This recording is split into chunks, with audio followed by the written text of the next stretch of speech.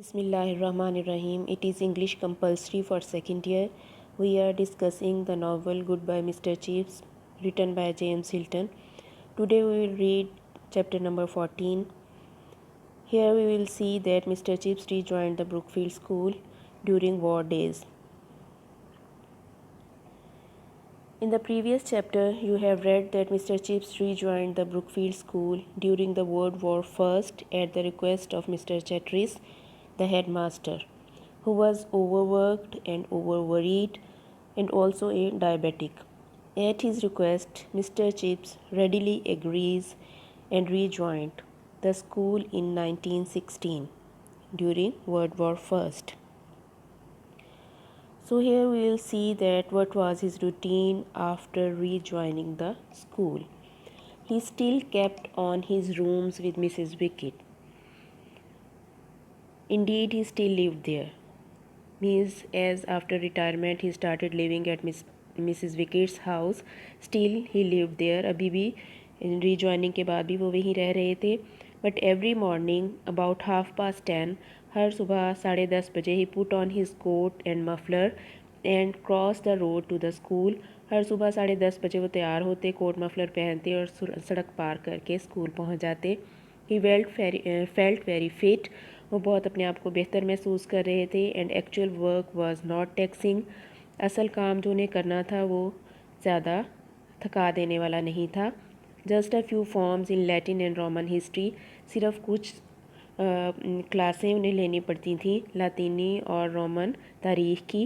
The old lessons, पुराने असबाक, even the old pronunciation, यहाँ तक कि पुराना ही तलफ़ुज़. The same joke about lakes कैनूलिया, वही लतीफ़ा लेक्स कैनूलिया रोमन कानून के बारे में. There was a new generation that had not heard it, लेकिन वहाँ अब नई नस्ल आ चुकी थी जिसने वो सुना नहीं हुआ था. And he was एब्सर्डली gratified by the success it achieved, और वो बड़े अजीब तरीके से बड़े खुश होते थे एक लिहाज से कि उन्होंने जो कामयाबी हासिल कर ली थी. He felt a little like a music hall favourite. वो इस तरह महसूस करते थे जैसे मौसीकी के हाल का कोई पसंदीदा शख्स हो. रिटर्निंग टू द बोर्ड्स, दोबारा स्टेज पर वापस आ गया हो. आफ्टर पॉजिटिवली ये लास्ट अपीयरेंस, आखिरी अपने दफ़ा नमूदार होने के बाद दोबारा मस्बत अंदाज में वो वापस आ गया हो. They all said how marvellous it was that he new every boys name and face so quickly. अब वो तलबा जो थे बड़े हैरान होते थे कि कितना शानदार शख्स है कि हर लड़के का नाम भी जानता है और चेहरा भी तेज़ी से जल्दी से पहचान लेता है. दे डिड नॉट गेस, उन्हें अंदाज़ा नहीं था how closely he had kept in touch from across the road, कि कितने अच्छी तरह से वो ताल्लुक़ कायम रखते थे सड़क के पार रहते हुए स्कूल के साथ, स्कूल के तलबा के साथ. जैसे आपने प्रीवियस चैप्टर में पढ़ा कि वो उन्हें नए आने वाले तलबा को अपने घर जहाँ मिसेस विकेट के घर रहते थे वहाँ इनवाइट करते, चाय पे उनसे तारुफ हासिल करते, उनको पहचानते और इस तरह उनसे वाकफियत हासिल कर लेते. He was a grand success. तो वहाँ उन्हें काफ़ी इस वक्त कामयाबी महसूस हो रही थी. ए grand success all together. In some strange way he did and that they all new and felt it. एक अजीब लिहाज से उन्होंने वहाँ कामयाबी हासिल कर ली थी और सब ने उसे महसूस किया था. हेल्प थिंग्स, उन्होंने बड़ी अच्छी तरीके से चीज़ों को सही कर लिया था. जो कि हालात बिगड़े हुए थे उन्हें कंट्रोल कर लिया था. For the first time in his life he felt necessary. और पहली दफ़ा उन्हें अपनी ज़िंदगी में महसूस हुआ था कि वो किसी चीज़ के लिए ज़रूरी हैं. ए नेसेसरी टू समथिंग, और ऐसी चीज़ के लिए ज़रूरी हैं that was nearest his heart, जो उनके बहुत करीब थी, दिल के बहुत करीब थी. उन्हें हर दिल अजीज़ थी, यानी ब्रुकफील्ड स्कूल. उसके लिए उन्होंने महसूस किया कि ब्रुकफील्ड को उनकी ज़रूरत पड़ी है और वो उसके काम आए हैं, तो इस पर बड़े खुश थे. There is no सब्लाइमर feeling in the world. इससे बड़ी अजीम कोई खुशी नहीं होती, एहसास नहीं होता. And it was his at last, और ये अब खुशी उन्हें हासिल थी. He made new jokes to. अब दोबारा जैसे वो स्कूल में आए और जैसे उनका पहले से तरीका था कि नए नए लतीफ़े सुनाते थे जिसे बड़े اسٹوڈنٹس انجوائے کرتے تھے اور بڑے اسکول میں اسے تیزی سے پھیل جاتا تھا. اسی طرح پھر ہوا جب انہوں نے ری جوائن کیا تو انہوں نے وہاں پھر سے لطیفے سنانے شروع کیے. کس چیز کے بارے میں؟ About the OTC officer training corps کے بارے میں, food rationing system and the anti air raid blinds that had to be fitted on all the windows. تو یہ لطیفے مختلف چیزوں کے بارے میں وہ بنا لیتے, مزاحیہ انداز میں بات کر دیتے, جو ان کا مشہور ہو جاتا لطیفہ. فوڈ راشننگ, راشن کا جو سسٹم تھا جنگ کے دوران اور ہوائی حملے سے بچنے کے لیے جو پردے لگائے جاتے تھے کھڑکیوں پہ, ان کے بارے میں مزاحیہ انداز سے وہ بات کرتے. There was a mysterious kind of rissole that began to appear on the school menus on Mondays and Chips called it aberrandum. ایک اور عجیب قسم کا کباب, ریسولمین کباب تھا جو گوشت کا بنا ہوا پائی ہوتی ہے, وہ اسکول کے مینیوز میں ہر سوموار کو شامل کیا جانے لگا تھا اور چپس نے اس کا نام رکھ دیا تھا. اسے کہنے لگے تھے ہیٹ فل, ایبورینڈم یعنی مکروہ, میٹ ٹو بی ابورڈ گوشت جس سے نفرت کی جائے. The story went round Hare chips latest, یہ اس کی کہانی بھی سارے اسکول میں پھیل گئی اور ایک دوسرے کو طلباء کہنے لگے کہ آپ نے اس کا جدید ترین لطیفہ سنا چپس کا. تو اس طرح یہ ایک جوک ان کا مشہور ہو گیا اسکول میں. پھر ہم دیکھتے ہیں چیٹرس جو ہیڈ ماسٹر رہے تھے اس وقت تھے جب مسٹر چپس نے ری جوائن کیا, ان کی ڈیتھ کا سین ہے یہاں. Tetris fell ill during the winter of 1917 and again for the second time in his life Chips became acting head of Brookfield. Tetris پہلے بھی آپ کو بتایا کہ ڈائبیٹک تھے اور اوور ورک بھی تھے, تو وہ بیمار ہو گئے اور پھر 1917 کی موسم سرما میں ان کی ڈیتھ ہو گئی. تو چپس دوسری دفعہ بروکفیلڈ اسکول کے ایکٹنگ جو کہ انچارج ہیڈ ماسٹر ہوتے ہیں وہ بنے. پہلی دفعہ پچھلے چیپٹر میں آپ نے پڑھا ہے, پریویس چیپٹرز میں شروع کے میں, کہ انہوں نے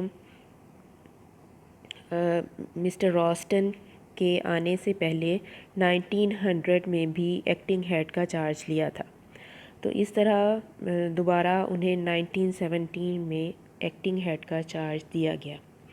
دین ان اپریل چیٹرس ڈائڈ, چیٹرس کی ڈیتھ ہو جاتی ہے اپریل کے مہینے میں. And the governors asked chips if he would carry on for the duration.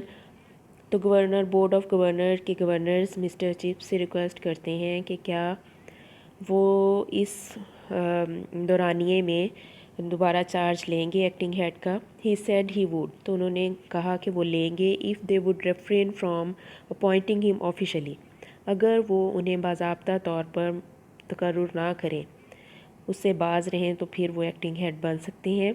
From that last honour within his reach at last, یہ آخری مرتبہ عزت اب ان کی پہنچ میں تھی. ہی شرینک انسٹنکٹیولی, لیکن وہ خود ہی اس سے تھوڑا سا پیچھے ہٹ گئے. Feeling himself in so many ways unequal to it, کئی لحاظ سے وہ اپنے آپ کو اس کے قابل محسوس نہیں کر رہے تھے. ہی سیڈ ٹو ریورز, انہوں نے مسٹر جان ریورز جو کہ ہیڈ تھے بورڈ آف گورنر سے, ان سے کہا You see, I am not young man and I don't want people to expect a lot from me, کہ اب میں نوجوان شخص نہیں ہوں اور میں نہیں چاہتا کہ لوگ میرے سے بہت امیدیں وابستہ کر لیں. I am like all these new colonels and majors you see everywhere, میں ان نئے کرنل اور میجرز جو اب جنگ کے زمانے میں آپ ہر طرف دیکھ رہے ہیں ان کی طرح ہوں. Just a war time fluke, صرف جو کہ جنگ کے لیے عارضی طور پر بھرتی کیے گئے ہیں, تو میں بھی عارضی طور پر جنگ کے لیے کام کرنے آیا ہوں جنگ کے دورانیے میں. A ranker, that is all I am really. رینکر کہتے ہیں ایک آرڈنری سولجر کو, کہ میں بھی حقیقت میں ایک عام سا سپاہی ہوں. تو اس طرح انہوں نے ایک شرط پر منظور کیا ایکٹنگ ہیڈ بننا, کہ اگر انہیں مستقل طور پر اس پہ رہنے کے لیے نہ کہا جائے. پھر یہ کنورسیشن ان کی تھی جان ریورز سے. اب ہم دیکھتے ہیں نیکسٹ ٹائم آتا ہے, جنگ جاری ہے ابھی 1917 اور 1918 کی ڈیوریشن ہے, تو مسٹر چپس اس میں کیسے اسکول کو سنبھال رہے ہیں. Chips lived through it all. اسی دوران جنگ کے دوران وہ اسی طرح کام کرتے رہے. He sat in the head master study every morning. Head master کے اسٹڈی روم میں وہ صبح بیٹھ جاتے ہیں. Handling problems, dealing with plaints and request.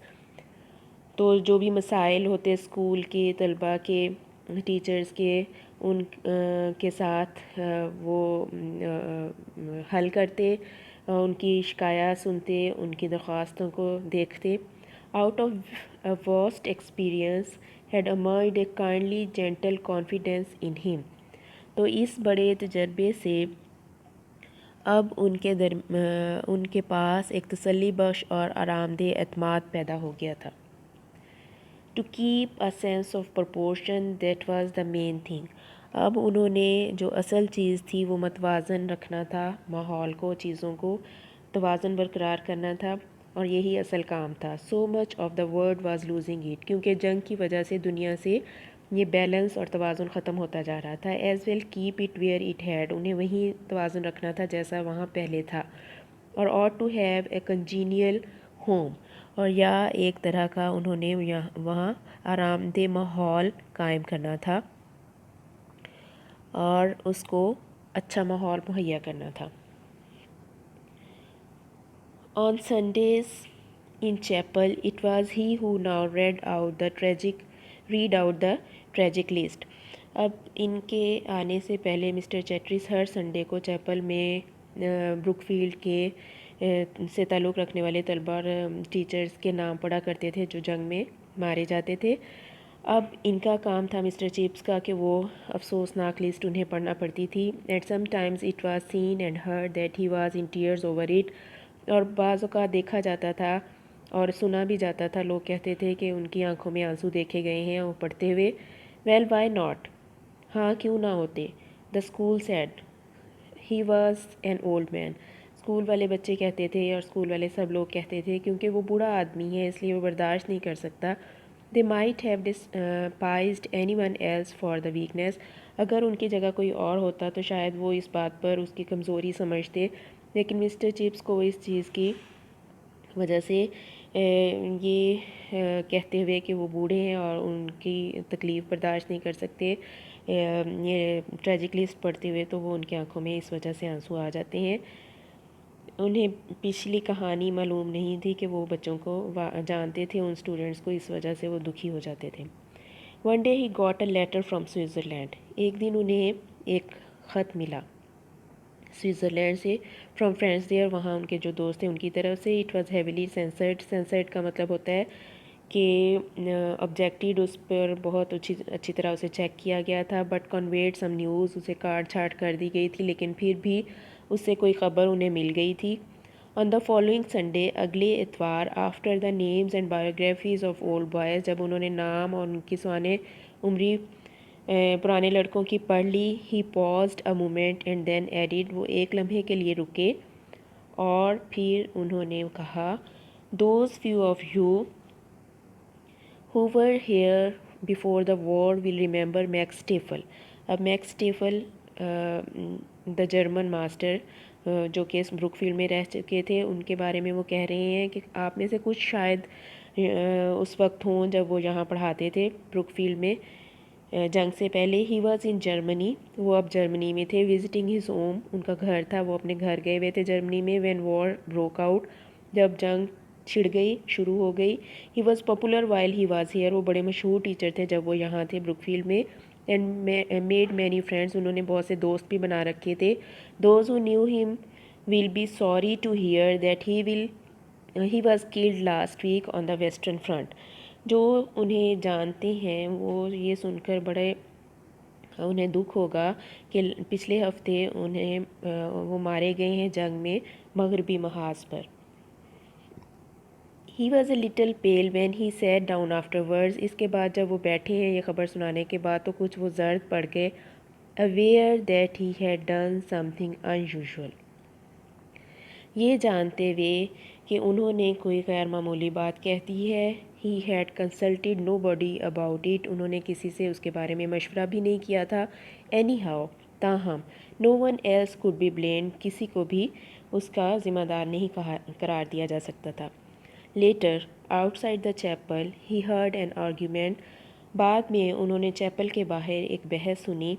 On the western front Chips said, مغربی محاذ پر چپس کہہ رہے تھے، does that man he was fighting for the German, تو ڈز دیٹ مین اس کا مطلب ہے کہ وہ تو جرمنز کی طرف سے یعنی دشمن کی طرف سے لڑ رہے تھے۔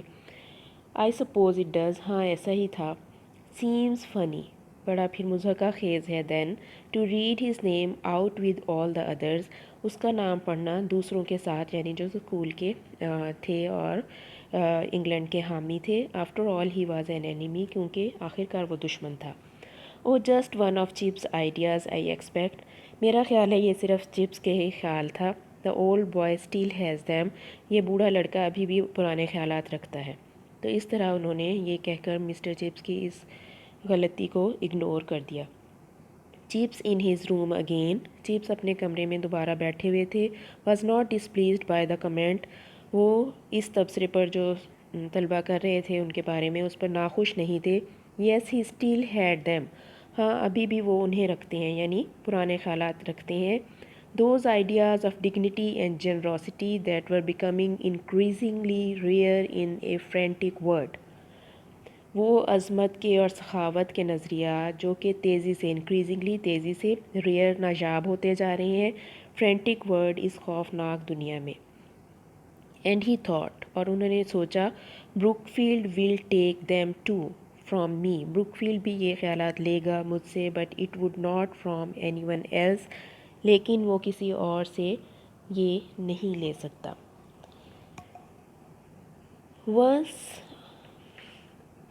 Asked for his opinion of bayonet practice, اب یہ بیونیٹ پریکٹس ہم دیکھتے ہیں جنگ کے دوران یہ ایک لڑائی کا طریقہ ہوتا ہے جس میں گن کے آگے، بندوق کے آگے چاقو طرح کا اوزار لگا لیا جاتا ہے جو کہ ڈائریکٹ سامنے آنے والے اینیمی پر دشمن پر حملہ کرنے کے لیے استعمال کیا جاتا ہے، اسے بیونیٹ کہتے ہیں۔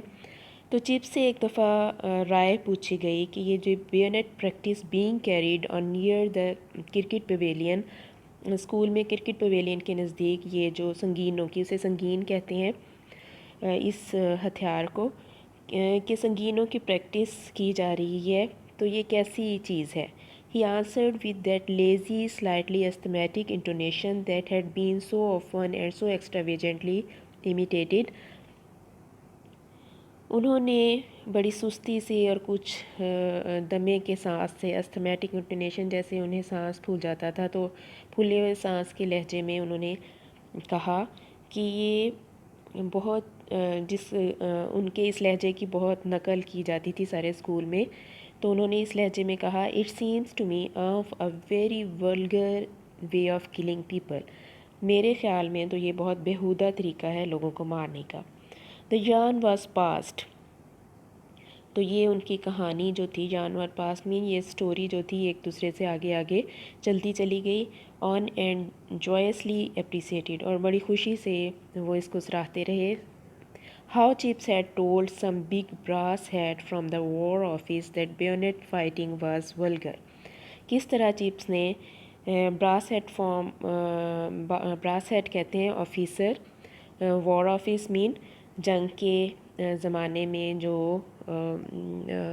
وہاں کام کر رہے ہوتے ہیں افسر، تو وزارت جنگ آپ کہہ سکتے ہیں کہ وزارت جنگ کے کچھ افسروں کو چپس نے کیسے جواب دیا سنگینوں کی جنگ کے بارے میں، تو یہ ان کا ایک لطیفہ بن کر سارے اسکول میں مشہور ہو گیا۔ جسٹ لائک چپس، وہ کہنے لگے کہ صرف چپس جیسا شخص ہی ایسا جواب دے سکتا ہے۔ And they found an adjective for him, اور انہوں نے اس کو بڑی تعریف کے انداز میں کہنا شروع کر دیا، and adjective just beginning to be used, اور ان کے لیے یہ توصیفی لفظ استعمال کیا جانے لگا،